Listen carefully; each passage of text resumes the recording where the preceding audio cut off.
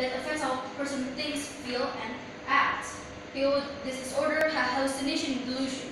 Most of them are hearing voices or seeing things that aren't there.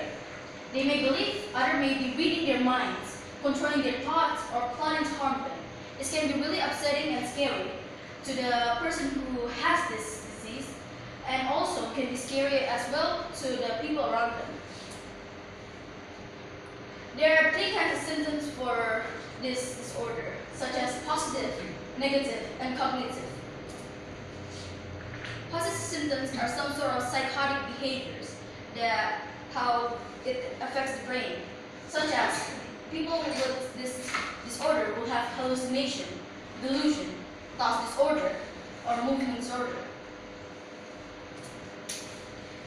The negative symptoms are disruption to emotion and behaviors, such as side effects, like showing less expression of emotions, reduced feelings of pleasure in everyday life, the difficulty of beginning and sustaining activities, and speaking less.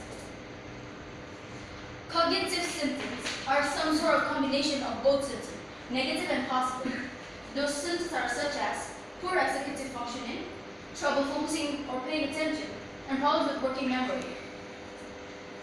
There are two kinds of causes for this disorder, such as genes and environments, and different brain chemistry and structure. And these are the research results of research.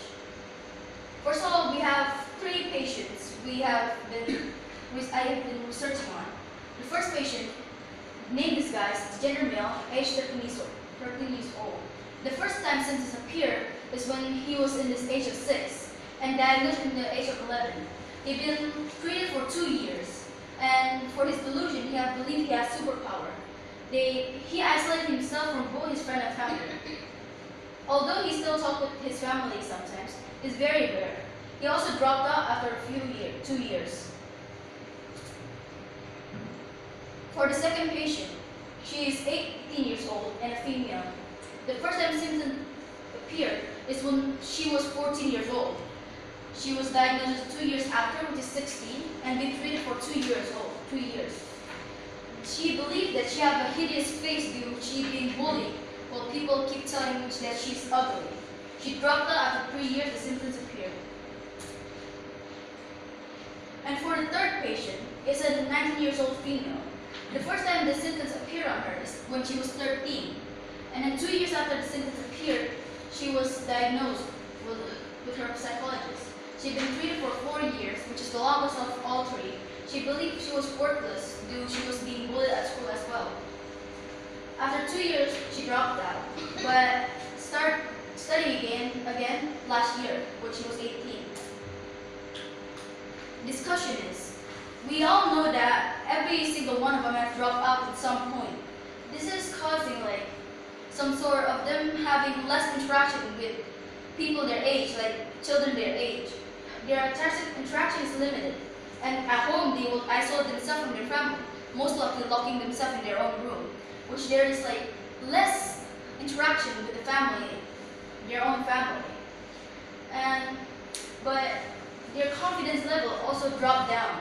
For example, the second patient believes she has a hideous face, which made her not wanting for anyone to see her face, even though maybe in real life we know she's not even that hideous itself. The third patient will have the longest time of treatment, which is 4 years. So she has been taking some antipsychotic medication, like some sort of drugs, to stabilize her mind and remove all the symptoms. So there won't be any symptoms will be lost from her brain, such as hallucination and delusion. As soon as her mind stable, she began the therapy to cope, so she can cope again with her everyday life, like before.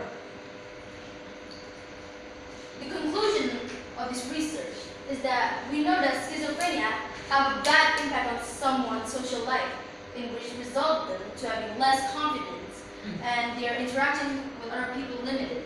Well, this is all because of the drug side effects, which cause them to unable to participate in other social activities. But that doesn't mean that they cannot go back to normal again. After the medication and drugs, they begin therapy to get back their confidence, where they can now talk with other people, interact with other people. Critical advice. First of all, we all should not look at any mental illness symptoms lightly, because a human mind is something that we cannot see. A parent should also have quick wits. They should not take their child's problem lightly just because they are young. We also should help when someone suffers from mental disorder, because helping someone will also help them recover from that disorder. And the fourth, we should never take mental illness subject as a light subject. Thank you, good morning.